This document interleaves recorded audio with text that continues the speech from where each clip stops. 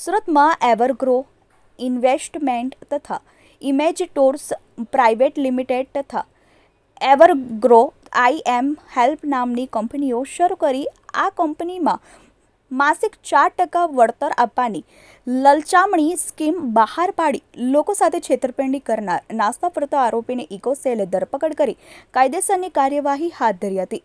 પકડાયેલ આરોપી કેતન કંપનીમાં સીએમડી તરીકે કાર્યભાર સંભાળતો હતો. કંપનીમાં રોકાણકારોને લાવવાનું તેમજ ટીમ મેનેજમેન્ટનું કામ સંભાળતો હતો.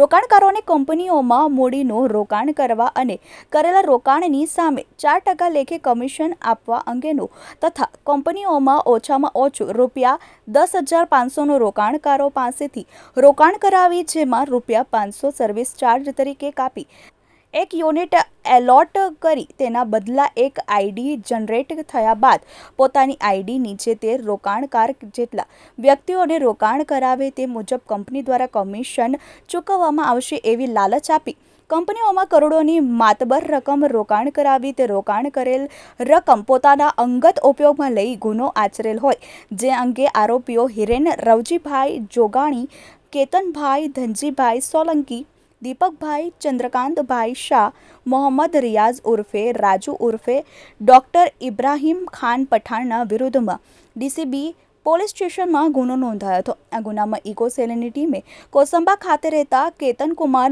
ધનજીભાઈ સોલંકીની ધરપકડ કરી હતી.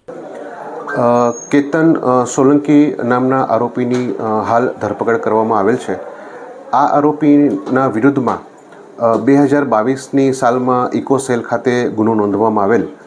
એ ગુનાની વિગત એવી હતી કે ફરિયાદી તથા અન્ય સાહેદોને આરોપીએ પોતે એવરગ્રો ઇન્વેસ્ટર નામની જે કંપની ખોલેલી તેમાં ઇન્વેસ્ટમેન્ટ કરવાની લાલચ આપી અને અન્ય લોકોને પણ આ કંપનીમાં ઇન્વેસ્ટમેન્ટ કરાવવા માટે તમે લઈ આવશો તો એમાંથી પણ તમને કમિશન આપવામાં આવશે એવી લાલચ આપી અને અલગ અલગ સાહેદો પાસેથી રકમ લઈ અને ત્યારબાદ રકમ પરત નહીં આપી અને ઇન્વેસ્ટમેન્ટ કરવાના બહાને પોતે આ રકમ સંપૂર્ણપણે ઉચ્ચાપત કરી અને ભાગી ગયેલ. જે આરોપી કેતન સોલંકીની ધરપકડ કરાવી રિમાન્ડ માંગવામાં આવેલ છે. હાલ આરોપી રિમાન્ડ હેઠળ છે.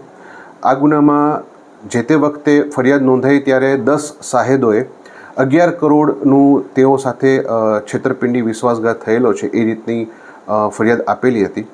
આપ સૌના માધ્યમથી મારી લોકોને નમ્ર વિનંતી છે કે આપના સાથે કોઈપણની સાથે જો આ ચીટિંગ થયું હોય અને આપને પણ જો હજી આ આરોપીઓ વિરુદ્ધ ફરિયાદ આપી ન હોય તો ઇકો સેલ સુરત શહેરની ઓફિસે આવી અને આપની ફરિયાદ નોંધાવવા માટે પણ મારી વિનંતી છે.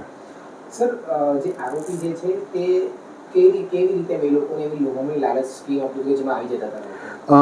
આરોપી દ્વારા લોકોને એવી લોભામણી સ્કીમ આપવામાં આવતી કે તમે 10,500નું રોકાણ કરો, એમાંથી ₹500 એ લોકો ડિપોઝિટ તરીકે અને ખર્ચ પેટે બાદ કરી દેતા અને 10,000 રૂપિયામાંથી રોકાણ કરી અને તમને 4% 2% મિનિમમ વળતર આપવામાં આવશે અને અન્ય લોકોને પણ તમે ઇન્વેસ્ટમેન્ટ માટે લઈ આવશો તો એ લોકો જે રોકાણ કરશે એમાંથી પણ તમને કમિશન આપવામાં આવશે.